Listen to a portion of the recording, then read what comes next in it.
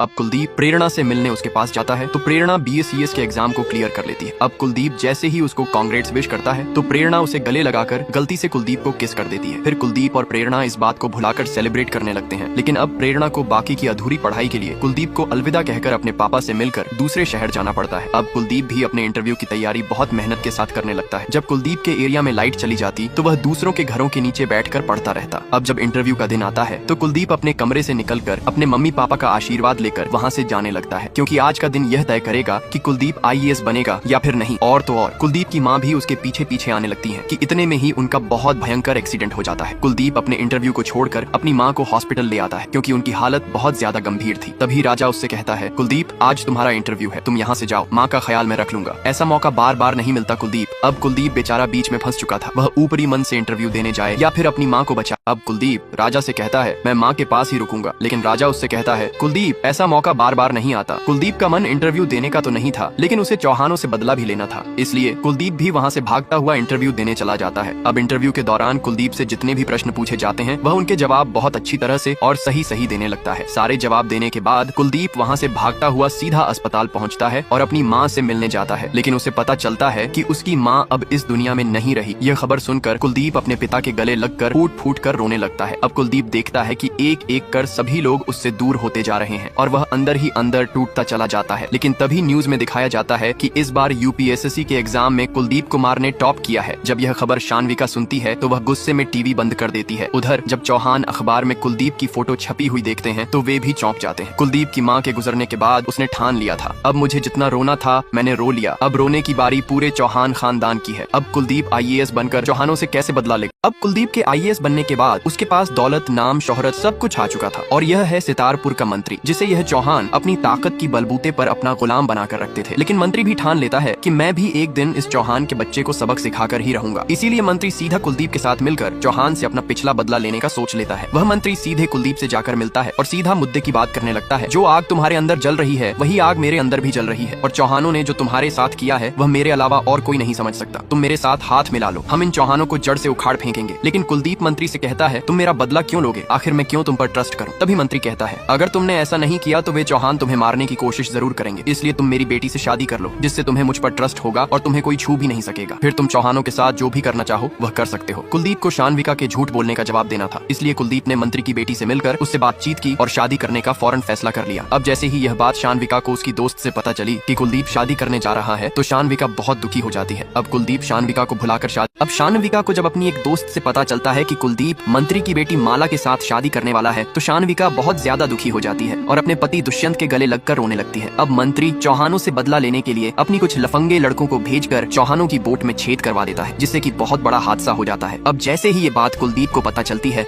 तो कुलदीप पुलिस की पूरी फोर्स लेकर फौरन वहाँ पहुँच जाता है और इस हादसे को देखते हुए चौहानों के सारे धंधे को बंद करवा देता है। और तो और कुलदीप चौहानों के खिलाफ एक वारंट भी निकाल देता है। अब अगले दिन मंत्री चौहानों के पास अपनी बेटी माला की शादी का कार्ड देने जाता है और उनसे कहता है, मेरी बेटी की शादी है और आप लोगों को जरूर आना है। मंत्री भी चौहानों को जलाने की एक भी कसर नहीं छोड़ रहा था। अब जैसे ही कुलदीप की शादी में चौहान आते हैं तो उन्हें पता चलता है कि शानविका का पति कुलदीप की शादी में चौकीदारी कर रहा है। यह देखकर दोनों चौहानों के बदन में आग लग जाती है। यह देखकर छोटे चौहान कुलदीप को धमकी देने लगता है, लेकिन कुलदीप ने तो ठान लिया था कि चौहान पर। अब कुलदीप और माला की शादी में चौहानों की बहुत ज्यादा बेइज्जती हो जाती है, जिसके बाद तुरंत चौहान अपनी कार में बैठकर बिना कुछ खाए पिए ही वहाँ से जाने लगते हैं। अब चौहान की इतनी बेइज्जती होने के बाद मंत्री काफी खुश होता है कि आखिर पहली बार चौहान को किसी ने इतना जलील किया है। लेकिन कुलदीप माला से शादी करने के बाद भी इस रिश्ते के बीच में नहीं आना चाहता था, इसलिए वह कमरे से बाहर चला जाता है। दूसरी तरफ चौहान को अपने एक साथी से पता चलता है कि कुलदीप ने चौहानों के सारे काले धंधे को हमेशा हमेशा के लिए सील कर दिया है और तो और उन सभी के खिलाफ FIR भी दर्ज करवा दी है। पुलिस हमें कभी भी पकड़ने आ सकती है। इस बात को सुनते ही चौहानों ने कुलदीप को टपकाने का प्लान बना लिया था। फिर अगले दिन कुलदीप यहाँ कुछ इन्वेस्टिगेशन करने आया होता है कि उसे बार बार अपने और शानविका के वो पल याद आने लगते हैं जब वे अकेले में छिपकर मिला करते थे। इतने में कुछ गुंडे मिलकर कुलदीप पर हमला करने लगते हैं, लेकिन कुलदीप भी हार मानने वालों में से नहीं था। वह इतनी तेजी से गोलियां चलाता है कि सभी गुंडे वहाँ से भाग जाते हैं। इसी दौरान पुलिस फोर्स के साथ साथ मंत्री भी वहाँ आ जाता है। अब कुलदीप चौहानों को इस हमले का जवाब भला कैसे देगा, ये जानने के लिए कमेंट करें।